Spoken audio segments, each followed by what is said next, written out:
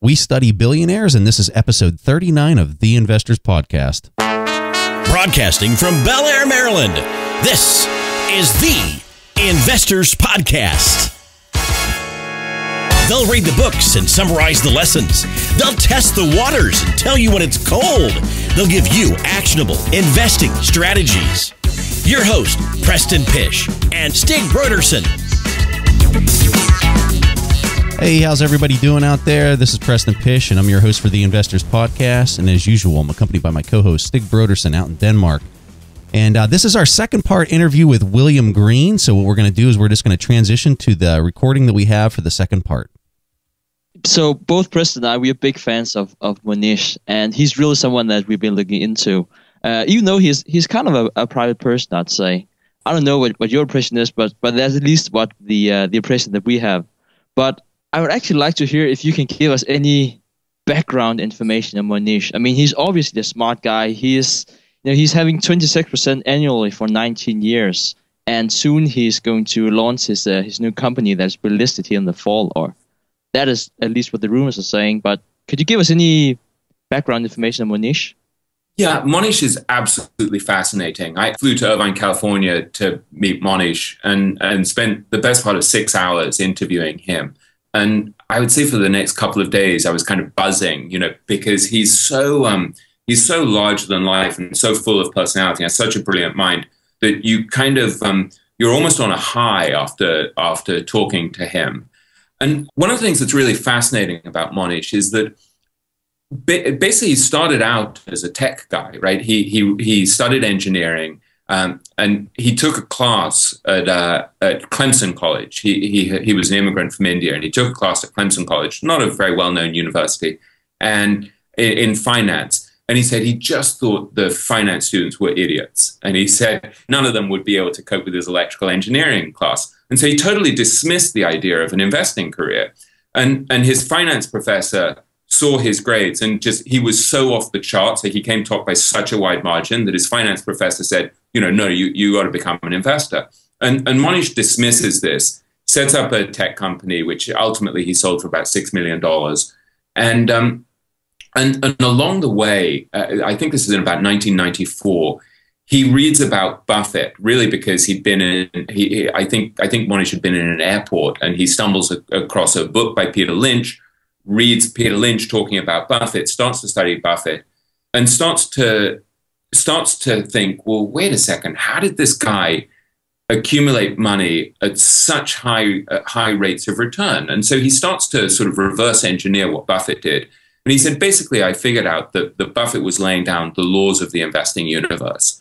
And so what's fascinating about Mohnish is that he has this idea that you really don't need any original ideas in life at all to do brilliantly. And so Mohnish describes himself as a shameless copycat. And so he just dissects what Buffett does and later what Munger does. And he launches a 30-year game to turn $1 million into $1 billion by compounding at 26% a year. And so what's fascinating to me is this idea that you can kind of reverse engineer the great minds and figure out, how do I apply this to my own life? And Mohnish has done this in this sort of maniacally focused way in every area of his life. So the structure of his fund is based on the limited partnerships that Buffett had in the 1950s. So you have an annual hurdle where you have to make 6%, I think, and after the 6%, you just get 25% of all of the profits, and there's no management fee, no annual management fee. So if you do really, really well in your investment returns, you make an enormous profit as the money manager. But if you're a bad investor, you make nothing. And so it's a really nice alignment between the interests of the shareholder and the interests of the fund manager.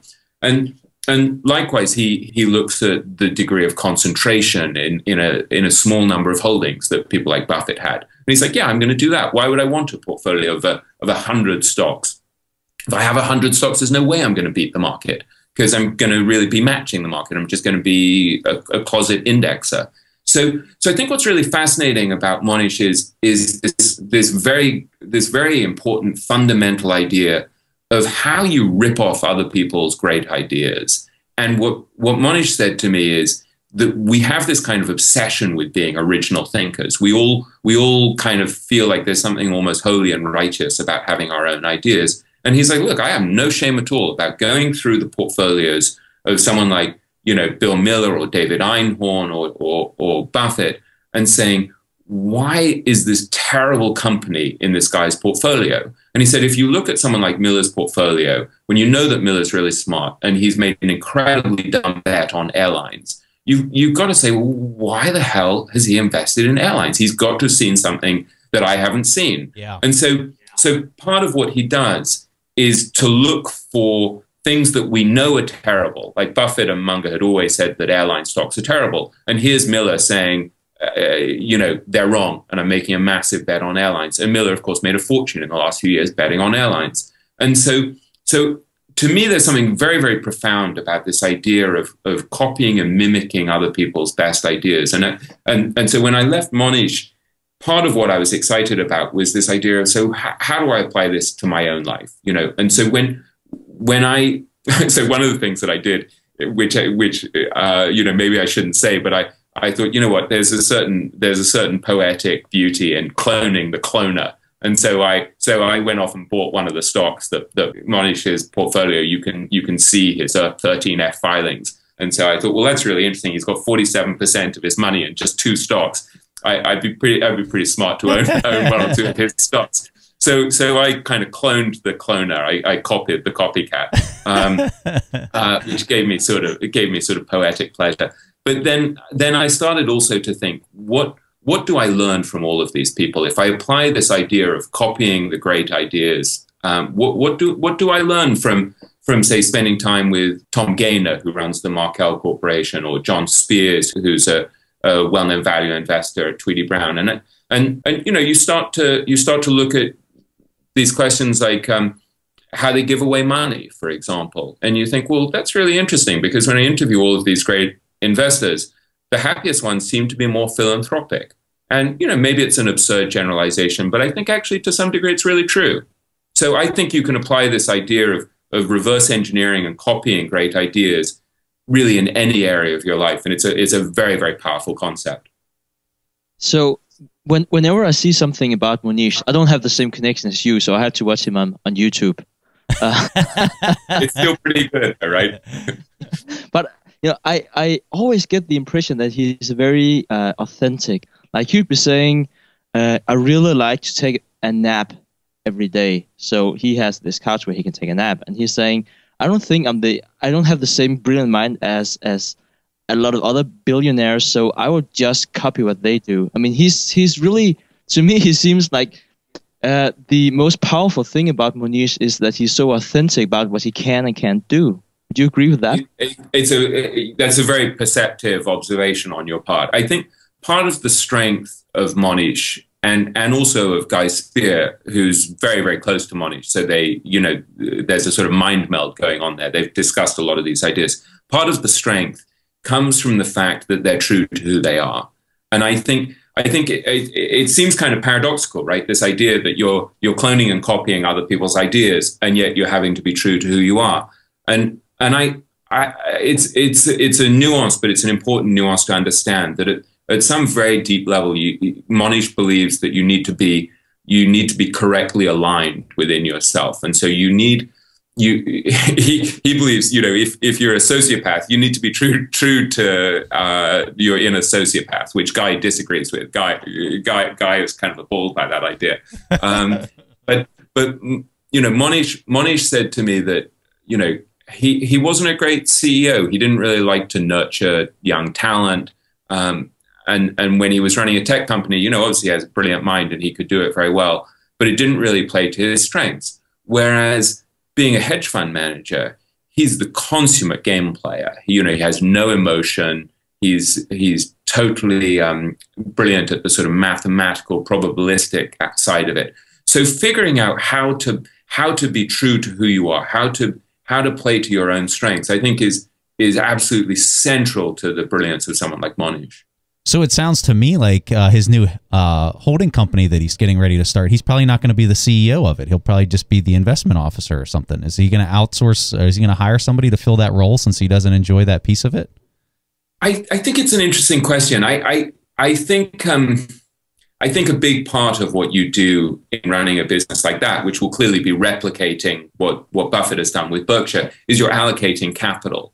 And I think Mohnish is extraordinarily well suited to that. But I think he's trying to stretch. You know, he's not comfortable just doing what he's always done. And so he realizes that there's this tremendous strength in having an insurance business because you know, as Buffett figured out, you get the float, right? You get the premiums from your insurance customers, but you don't have to pay out for quite a while on their claims. And so you get to invest that money. So it gives you a tremendous structural advantage. So because he's a great game player, you know, he's stacking the deck in his favor by having captive capital, investors who can't bail out at the worst possible moment, and by having this ability to invest the float. So I think that trumps the fact that he's not someone who, you know, loves nurturing 22-year-old employees who are going through emotional crises. You know, I think it's you know, the bigger picture is that it plays tremendously to his strengths. So,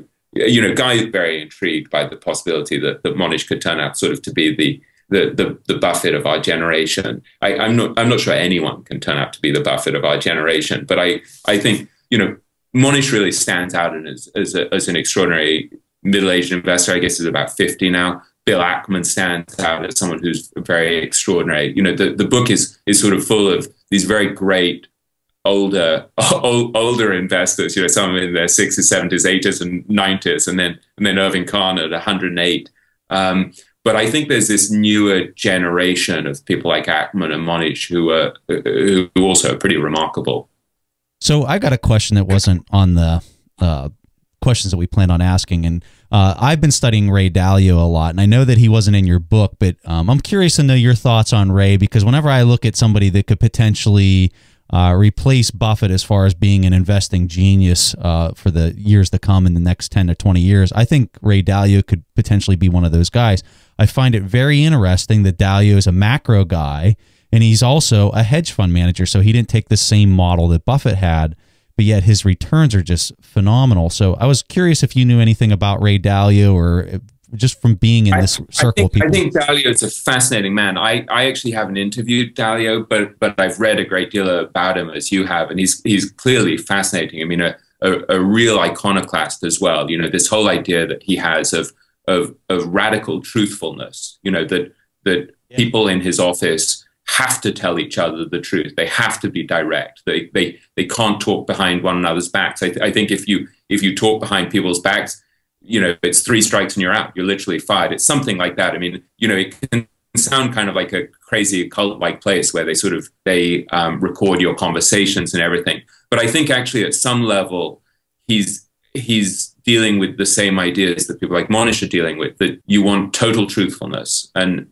you know, I think he's also fascinating in this idea that he tests his hypotheses by getting other people to challenge his ideas. And so there's this sense that you don't really want to be an investor who just says, yeah, I know best. You need people to come in and say, this is why you're wrong. And I think it's a fascinating aspect of value investing, right? Is to be simultaneously to have this tremendous self-confidence to go against the crowd, but also to be humble enough and open enough to think, what if I'm wrong? And I think Dalio embodies that. Bill Nygren told me a fascinating thing that he'd learned from Michael Steinhardt, who he was friendly with, who also is another great hedge fund manager who's totally different from the type of money managers we're talking about. You know, Steinhardt had amazing returns by trading. You know, he could turn over his whole portfolio in a couple of weeks, as I understand it.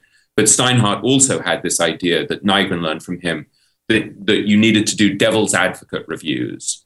And so there was this idea of devil's advocate reviews where you got the biggest bear and the biggest bull on a particular stock to come in and have lunch with you. And Nygren adopted this from Steinhardt, and any anytime he's about to buy a stock, he has someone on his staff literally doing a devil's advocate review saying, here's why you're dumb, here's what can go wrong. So I think Dalio and a lot of these others embody that very powerful idea. I love that. I love that too. And William, I can't help by comparing Dalio and Mohnish, also because this is something Preston and I have really been digging into. Because the thing about Dalio is that he has this culture in his company. He has a lot of people around him that can tell him when he's wrong. But it's a much larger setup than someone like Mohnish, for instance. Like, he basically doesn't have a setup. Well, he has a secretary, but he doesn't have a team analyst. A part-time secretary, I think. He has about 2 or 3 part-time secretaries. Yeah, because he's been asked this, and again, William, I don't have your connections, or it's not like my good friend Harima Chandra sat next to him. I'm so envious at the annual meeting this year. I have to watch him on YouTube. But one of the things he did say on YouTube was that he didn't want a team around him. I mean, he tried that, and that didn't work because there was too much noise. It's really hard to say no to someone who says, this is the analysis I spent 3 months on working on. He would say, I don't think so. I don't feel it. And like a better words. So do you think it's a question of having the best setup, or again, do you think it turns back to who do you are as a person? What fits you? Yeah, I think it's a very profound and important point. You need to find a setup that's true to who you are. So, if I'm investing, I don't think, even though I'm quite contrarian and I'm quite good at buying stocks when other people are panicking, I don't think I really have the patience to spend all my time doing spreadsheets, and I just don't want to do all the number related stuff. So I need to be self-aware enough to say that's never going to be my strength, but I need to invest with someone like Guy or Mohnish who can do that stuff for me. And I think for each of us as an investor, knowing yourself is incredibly important. And so Mohnish has these sort of antisocial tendencies where he tells the truth.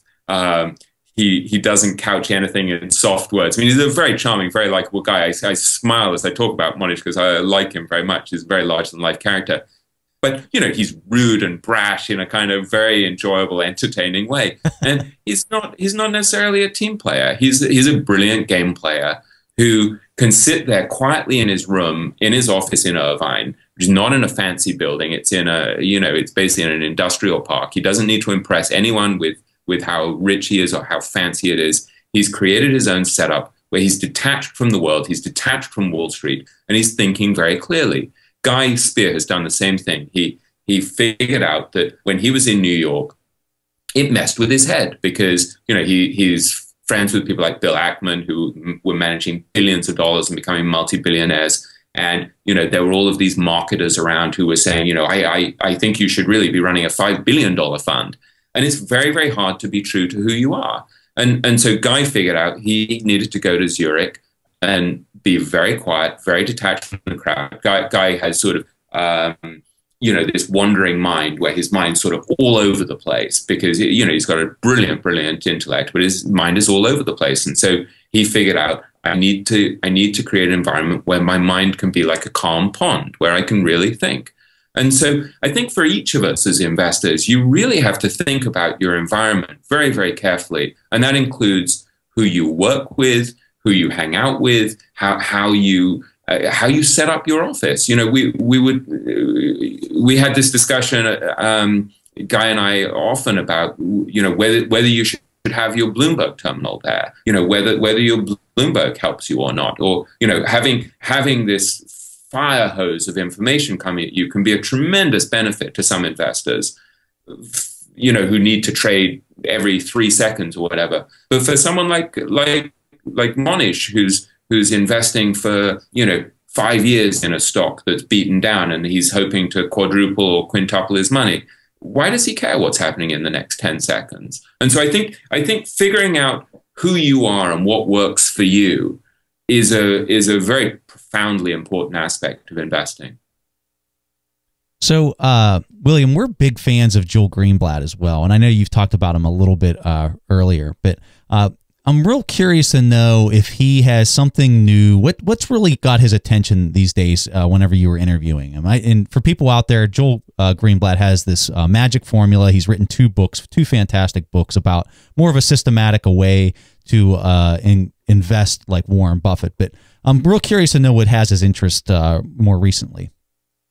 You know, Joel is a really fascinating character because, you know, this goes back to the point that Bill Nygren was making, that you need to be fully focused to be a great investor. Joel is kind of an aberration in that he has this tremendous mind that goes in multiple different directions. And so if you look at Joel's career, he's had 3 or 4 different ways of investing over the years. You know, he started off as a focused investor, very concentrated portfolio. Later, he came up with this magic formula, which grew out of I think it was something like a $35 million research project that he and his partner funded, where they were trying to figure out how do you systematize the way that we've been investing all these years at Gotham Capital, which is his hedge fund firm. And he came up with a couple of very simple measures, such as high return on capital, that sort of encapsulated what Buffett does and what Ben Graham did. So then he writes a book that sells more than 300,000 copies. He's written multiple books. He's a superb writer. He's been a philanthropist in a really interesting way. So he's been an absolutely fundamental kind of driving force in the charter school movement in New York. And he's done all of these different things. So he kind of, and at the same time, he's been a professor at Columbia Business School for something like 19 years, where I don't think he gets paid. I think he does it just because he likes to feel that he's passing on his knowledge to the next generation. And so, you know, he starts his class basically by saying, you know, this is not about the money. And if all it's going to be is about the money, you're going to have kind of a meaningless life. So you need to share the proceeds of what you make. And so he's a very, very multifaceted individual. The thing that I think is really fascinating, at least to me, is the kind of common denominator in his approach to all of these different things, whether it's education, philanthropy, investing, writing. He's trying to figure out how you beat the system in a kind of replicable way. So this idea that there are ways of doing things better if you use your mind to solve the puzzle. And so he started off, as we mentioned before, at Wharton, where his professors insisted that markets were efficient. So then he spent much of his life figuring out, no, if I invest the way Buffett and Graham talk about, then I can prove that the market's not efficient. So that's one way in which he beat the system. Then he creates this new set of funds in 2012 that I was mentioning before, with the 300 long, 300 short stocks, where it's a way of removing emotion from the process so that you systematize your investments, so that your shareholders are less likely to sabotage themselves by becoming very emotional. So then he's done a similar thing with education. He funded these charter schools that educate very underprivileged kids in difficult areas of New York City. And he was trying to figure out how, once again, you beat the system by providing a tremendous education to these kids with limited resources. And so I would say that in all of these areas of his life, he's looking for these replicable, systematic approaches to winning the game. So I think he's a really fascinating case. He's got this kind of relentless curiosity and intelligence to him. And it was interesting to me when he came into our meeting. I was sort of reading a book, and because he was a little bit late, and he's immediately asked me, "So what is the book? What's it about? What do you learn from it?" And I'd say a lot of the great investors were sort of inside their own heads. You know, they would talk, and he was very, very engaged with me. It's like he's trying to figure out what can I learn from this. And so there's a kind of hungriness to his intellect, which I think is part of his brilliance. So it's really interesting that the way that you describe that, because one of the things that Charlie Munger says whenever he's talking about Buffett is that Buffett is a total learning machine. And he says that that's his greatest, quality. That's the thing that has made him it's really his essence. And you're really kind of describing the exact same thing as the way you were describing this with Joel Greenblatt, where he's just, he's trying to find a complex problem, whether it's education or investing or whatever it is. He finds these complex problems. He tries to figure out how he can re-engineer some type of process that makes it more efficient. And then not only does he figure that out, but then he shares it with all these people. And I think that's the part of it that I like the most, is that he's teaching the students for free. He's putting all this stuff. I know he has an online forum and community. I mean, it's just totally amazing. It's awesome. I think for a lot of these guys, they're not ultimately motivated by the money. And I think they start off very motivated by the money. You know, they think, you know, well, it'll give me tremendous independence, and maybe they want the toys and baubles that you get from money and the prestige and stuff.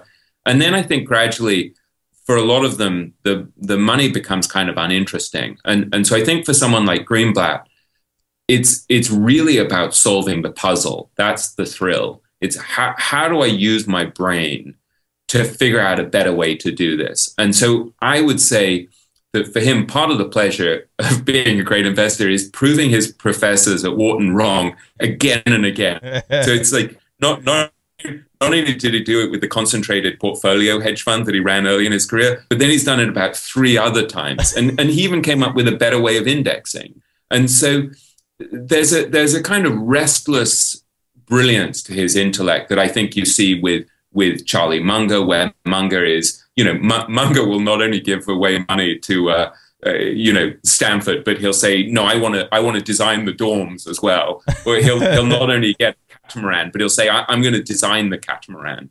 And so I think some of these guys are very narrow, and some of them are intellectually kind of voracious. And the ones that interest me most are the ones who are intellectually voracious. You know, so Munger has an incredible mind. I think Bill Miller has a really wonderful mind, and Miller is a great investor, but Miller's background is nothing like the sort of narrow background that a lot of these investors have. You know, a lot of them have MBAs and went to, you know, Columbia and Harvard and Stanford and Yale and stuff.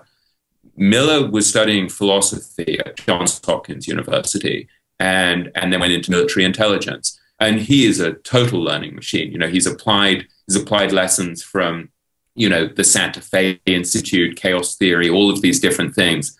And one of the reasons why I find him such a riveting character is that his brain is so alive. You know, he's constantly learning. And it was fascinating to me that when we were talking about the financial crisis, you know, where he really got hit badly and was really going through the ringer, I was asking him, how did you deal with it emotionally? And what he was reading during the financial crisis was Seneca and Epictetus, and a book that Vice Admiral Stockdale had written about being tortured as a POW during the Vietnam War. Huh. And so for Miller, there's this sense in which philosophy is very much alive, and it's something that you use to inform the way you invest, to help you handle adversity, but also really to teach you how to analyze difficult situations. So he was always obsessed with people like Wittgenstein and William James. And it was one of the reasons why he made a fortune off Amazon, because he was fascinated by this idea of how people misperceive reality, which is something he'd learned from William James, who was a psychology professor at Harvard, and from Wittgenstein. So I think these people who, as Munger would put it, have multiple mental models can have a tremendous advantage. Yeah, so when reading your book, all of these 33 different characters, they had very different personal traits, but still a lot of them had this philanthropic trait. So, and especially Mason Hawkins, he was someone that really impressed me. Could you tell me about your interview with him and specifically about the override culture he's talking about at his fund? Mason Hawkins is really interesting because he had a meeting early in his career with Sir John Templeton, who became a kind of friend and mentor to him. And Templeton emphasized to Mason that you know, if you're really just doing this for yourself, it's of pretty limited usefulness. You know, if the goal basically is to buy yourself fancy planes and stuff like that, you know, are you really having much of a life or making much of a contribution? And Mason Hawkins took this very much to heart, and he made philanthropy and this idea of sharing wealth part of the corporate DNA of his firm, which is Southeastern Asset Management. and one of the things that was intriguing to me was when he was talking about who he hires at Southeastern, he said that one of the 6 or so main criteria is that the people should be generous. And he said, unless you're willing to share your excess wealth, it's unlikely that you're actually going to be that successful as an investor, because he said at a certain point, your passion is going to wane, your discipline, your drive is probably going to wane. And so to him, it seems absolutely integral, this idea that you're making money not just for yourself, but so that you can do stuff philanthropically. And I think that's a really profound idea. You know, for a lot of these guys, we look at them and we kind of idolize them because they're rich and then they're on the covers of Forbes and Fortune and Businessweek and the like. But at the end of the day, you know, what have they really done? Like, will we look at them because they were multi-billionaires when they were dead, or will we admire them because they did extraordinary things philanthropically? You know, I think that that's such a strong point to really get through on this interview. I know from my own self, whenever I was just researching different people that have had large financial success, you look at Rockefeller. One of his biggest things that he talks about, and he pretty much goes down in the books as being the wealthiest person of all time. One of his biggest things was 10% tithing. He absolutely believed that he had to give away at least 10% of whatever it was that he was making. You saw the same thing with Carnegie. In fact, between Rockefeller and Carnegie, they had this race, this philanthropic race. You look at Buffett, you look at Dahlia, you look at all these guys, and they are just giving away. Look at Bill Gates. I mean, the foundation that him and his wife have set up is just amazing. And I think all these guys that are just really at the top, the guys that are really, you know, the true professionals in this field, they are enormous givers. And I think that that's just so important to highlight to people as they're trying to make their own contributions in life. I think it's a very profound and important idea. And I would say it works on a number of levels, being generous. You know, there's this, you know, we were talking before about Guy and Ken Schubenstein discussing this idea of compounding goodwill. I think it works in a pragmatic way, that if you're kinder and you're more sharing and you're more decent, you end up with better relationships. You have a better life. And so one of the things that was fascinating to me in the book is there are certain people you look at who are just enormously rich and enormously good investors, and you know, you're sort of awed by them initially. And then there are people you look at who are really successful human beings, and you look at them and you think, wow, this is a guy I really, really admire. And with some of them, maybe it gets back to the point we were making before about intuition as well as rational analysis. When you're sitting with someone and you're kind of looking in their eyes, you can sort of see, is there a glow there? Is this person alive? How happy are they? And I would say there were several people who seemed totally alive and totally vibrant, had this kind of glow to them. And on the whole, they tended to be the people who were more generous, more philanthropic, kinder, more focused on their families. And I'm not trying to be sort of moralistic about this, you know, but it works. I mean, you look at people like Tom Gaynor or John Spears. These are very, very decent people, and they're kind of there's a sort of kindness to them. And without wanting to get sort of mawkish or sentimental, you look in their eyes and they feel very alive. There's a kind of warmth to them and a humility to them, and so I think, you know, I had this discussion with my daughter where she said to me, of these two guys, who's more successful? One of them was Marty Whitman. And I said, well, you know, Marty Whitman came from nothing and, you know, had nothing during, you know, during the 1920s. You know, he was worried about buying a pretzel for 1 cent during the 1920s, you know, and he really had nothing. And now he has all of these scholarships for underprivileged kids in really difficult neighborhoods. He does it in the Palestinian territories. He's done it for underprivileged African-American kids. And so is he more successful or less successful than somebody who's worth $10 billion? I would argue that probably he's more successful. Yeah. Yeah, you look at Tony Robbins. I think he's a perfect example. And the thing that I really like about these people and the way that they're giving. Tony Robbins went through this experience in his life where he wasn't able to even pay for a meal, and there was this person that came up and paid for a meal for him. And now he's on this rampage where he's feeding. Stig, do you remember the number? How many people he feeds in a year with free meals? I would say 50 million. Yeah, it's like 50 million meals a year is how many meals he's paying. And so what I really like is how these people had such a negative experience early on in their life, and it shaped them and just transformed them, and they remember that. But then when they go back and then they use that negative experience to basically come full circle, and they just bring so much beauty into life with the way that they contribute, using Tony Robbins as an example. And I think so many other people have similar experiences. Maybe they weren't educated early on, and then they found a way to contribute later on. And it's really neat to see that come full circle with some of these different people. But go ahead, Stig. Yeah. So William, I was thinking about Vandenberg. Yeah. So William, I was thinking about Vandenberg because he truly had a very, very difficult beginning. Probably also compared to a lot of the other people that you have in your book. Could you perhaps tell us about his story and your experience interviewing him? Yeah, Arnold Vandenberg is a perfect example of what you guys were just talking about, of someone who comes from tremendously difficult circumstances and somehow transforms their life in an extraordinarily dramatic way. So Arnold Vandenberg was born Jewish in 1939, not a very fortuitous time to be born into a Jewish family in Europe. He was born on the same street as Anne Frank in Amsterdam. And so for the first couple of years of his life, he was hidden.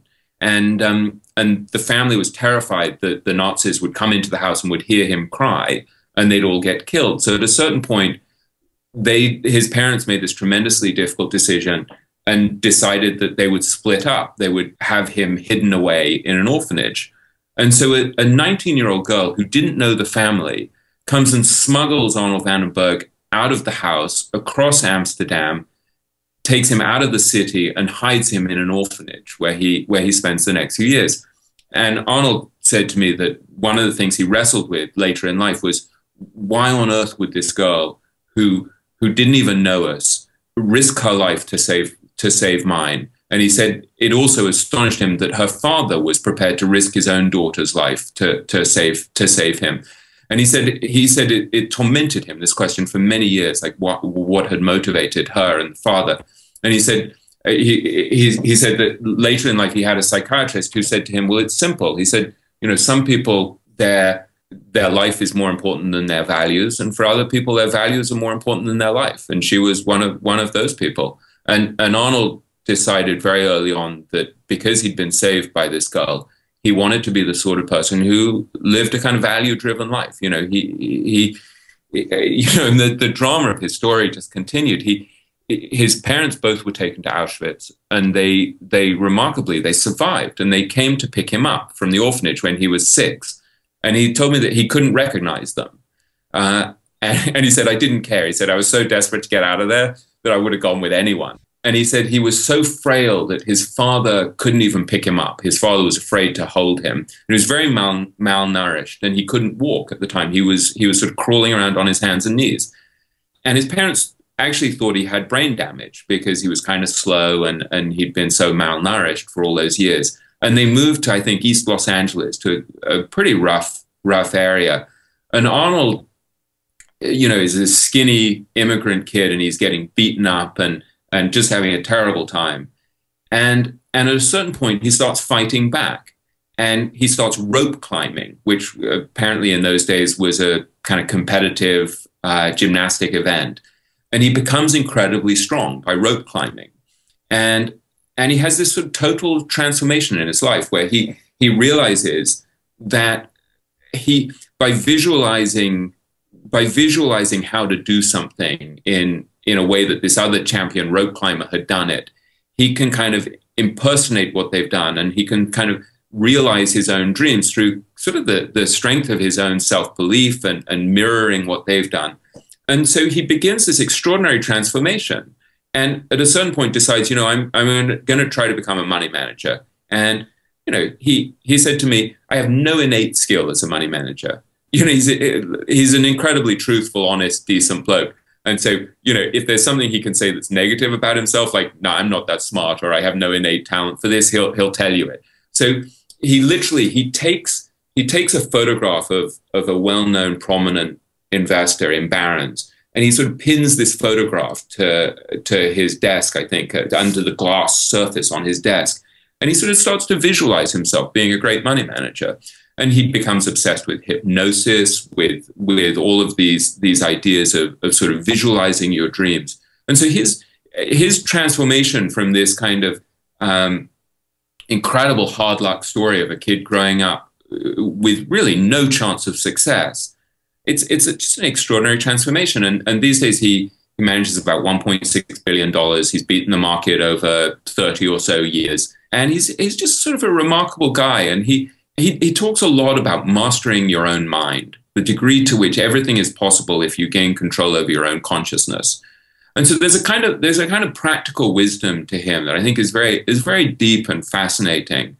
And he's also this very sharing person. So one of the things that I loved about him is his hobby is basically to give people books. And so since I've had my conversations with him, I must have had about half a dozen conversations with him. He keeps sending me books. He's just like this lovely, generous guy. And he said to me, there's nothing that makes me feel better than when I've given somebody something or shared something that's changed their life. And he said, as far as I'm concerned, that's why we're here. And so I think there are people in this book who are really remarkable moneymakers.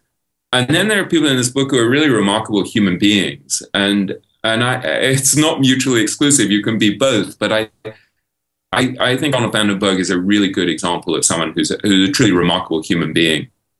William, speaking of Van den Berg and the thing about giving books away that they can change other people's life, which book would you give away to someone that was very dear to you that could change that person's life? It's a great question. There's one book that I read in the last year that had a big impact on me, that was something that had a big impact on Mohnish Pabrai, also on Guy Spear, and actually also on Arnold van den Berg, which is a book that you may or may not have read called Power versus Force, The Hidden Determinants of Human Behavior. And it's by this guy, David Hawkins. One of the ideas in it is that you just want to be totally truthful and honest. And if you're totally truthful, really at a deep level, then you sort of resonate with people because they sense your integrity and they can tell when you're lying. And even if they don't really know rationally that you're lying, they sort of intuit it and they sense that there's something misaligned about you. And Mohnish has taken this idea very much on board. It's very integral in everything that he does, even the way that he communicates with shareholders. Same with Guy. Guy, in his book, The Educational Value Investor, just wants to tell the truth. If he messed up in some way, he wants to tell the truth about it. And I think that's one reason why his book has sold 26,000 copies already, because people want you not to lie. And I think so many people in the financial industry and business feel this sense that they have to market themselves and they have to kind of put their best foot forward. And, Arnold van den Berg called me after our interviews and said, I need you to understand something. He said, my returns have not been great in the last few years. And the reason they've not been great is because I messed up. I made these mistakes, which I'm now going to explain to you. And he said, you need to understand that this is not because the market has gone against me. This is because I messed up. And there's something incredibly powerful about somebody who's prepared to tell you the truth in that way. And I think most people would say that was a really dumb thing to do and that you should obscure any bad stuff about what you've done. But I think it resonates in a very deep way if you behave that way. I totally agree with you 1,000%. And I think the reason that it works so well is because it's immediate credibility. And I think people don't realize that. I think everyone is so scared and they're actually being driven by their own fears of people then judging me in a negative light or whatever it might be. But I think what they're failing to look at is the positive piece to it of whenever you are truthful like that, you have immediate credence and immediate truth that I know I can trust you. And truth is, and trust is what glues our entire society together. When you trust one another, that's what holds it all together. And amazing point. Right. And I think you sense it in your relationships with people. I was reading something that Buffett said recently. It was actually an old speech of his, and he said, that in 41 years, I've never seen Charlie take advantage of anybody. And think of the power of that, to be partners with someone who you can say, this guy never tried to take advantage of them. He never lied, never took advantage. That's an astonishingly powerful thing. Now, there must have been times in the short term where if Munger and Buffett had behaved immorally, they would have profited.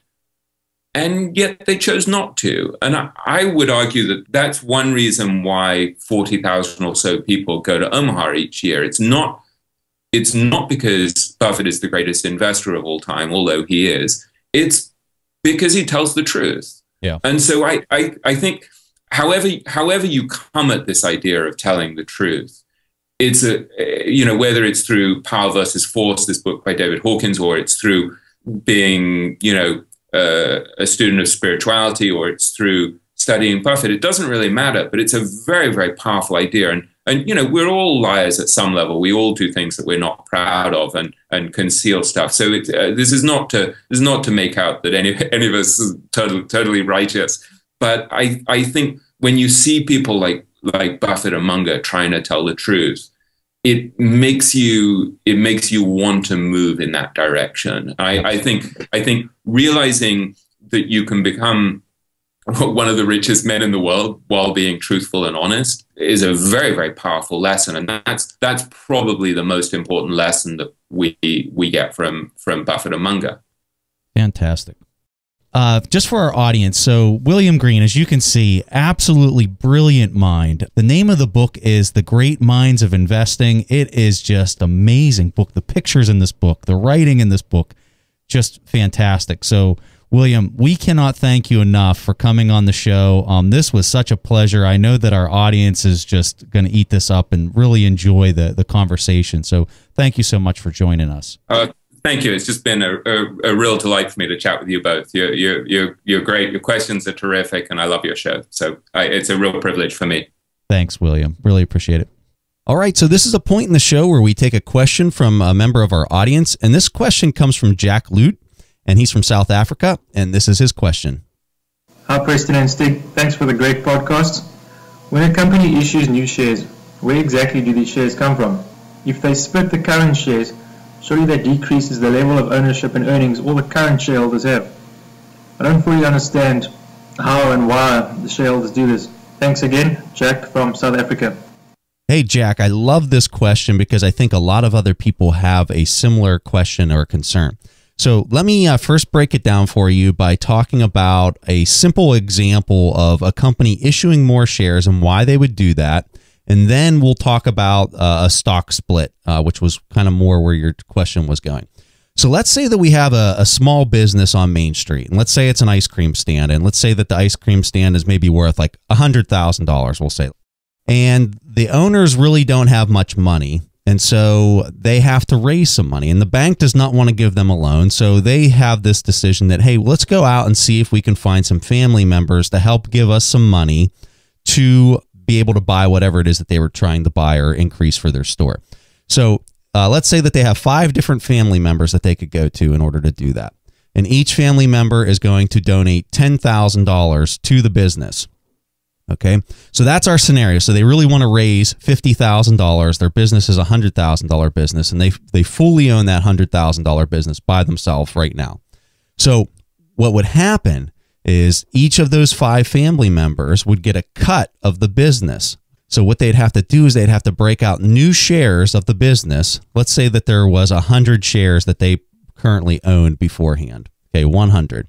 So each person that would buy this $10,000 stake in the business, they would get 10 more additional shares, which the company, the people that own this small business would have to produce. So in the end, you'd have now 150 shares of the business. The people that originally owned it would now only own 2/3 of the business instead of owning 100% of the business because before there was 100 shares and now there's 150 shares. So you can see how by issuing more shares of the business, the original owners, the people that previously owned 100% of the equity, have diluted their ownership of that business. That's probably the easiest way I can describe that scenario for you. So now when you talk about a stock split, typically you're dealing with a company that is wanting to reduce their market price in the stock exchange. So let's take Apple, for example, because they recently did this. They did a stock split where they split down the number of shares. Apple used to trade at, I think at the high, maybe like $700, $800 a share, somewhere around in there. And then after they did a stock split, after they split all the shares up, now it only trades for about $100 on the stock exchange. And so what they did is they didn't create any more value, or they didn't add any more money into their bank account by selling or diluting their shares. What they did is, if you owned one share of Apple before, now you might own 5 shares. But the thing is every single person in that entire group of shareholders got that same additional share. So it wasn't like you lost any money or gained any money. The only thing that happened was, you, instead of having one share that represented $700, now you had 7 shares that might have represented $700. So really no change there. So that's really the basics of stock splits and how companies use their shares and their equity of the business to raise money. And that's really just kind of the basics of it. All right, Jack, so fantastic question. We really enjoy getting questions like these. So what we're going to do is we're going to send Jack a free signed copy of our book, The Warren Buffett Accounting Book. And for anybody else out there, if you want to ask a question and get it played on the show like Jack, go to asktheinvestors.com. You can record your question, and if it gets played on the air, you'll get a free book from us. So really, that's all we have for you this week. We really want to thank William Green for coming on the show. He just provided us such a fantastic interview. His book is amazing. The name of his book is The Great Minds of Investing. You can go to Amazon.com and check out his book. I highly recommend it. The people that he has in there and the way that they're profiled is just really fantastic, and I think you'll really enjoy it. So we really appreciate everything that everyone's doing out there for us. If you're leaving reviews on iTunes, thank you so much. You have no idea how much that means to us. And if there's anything that we can do for you, just shoot us a message or go onto our forum, thewarrenbuffettforum.com. That's where Stig and I hang out all the time, and we'd love to chat with you. So thank you so much, and we'll see you guys next week. Thanks for listening to The Investors Podcast. To listen to more shows or access to the tools discussed on the show, be sure to visit www.theinvestorspodcast.com. Submit your questions or request a guest appearance to the Investors Podcast by going to www.asktheinvestors.com. If your question is answered during the show, you will receive a free autographed copy of the Warren Buffett Accounting Book. This podcast is for entertainment purposes only. This material is copyrighted by the TIP Network and must have written approval before commercial application.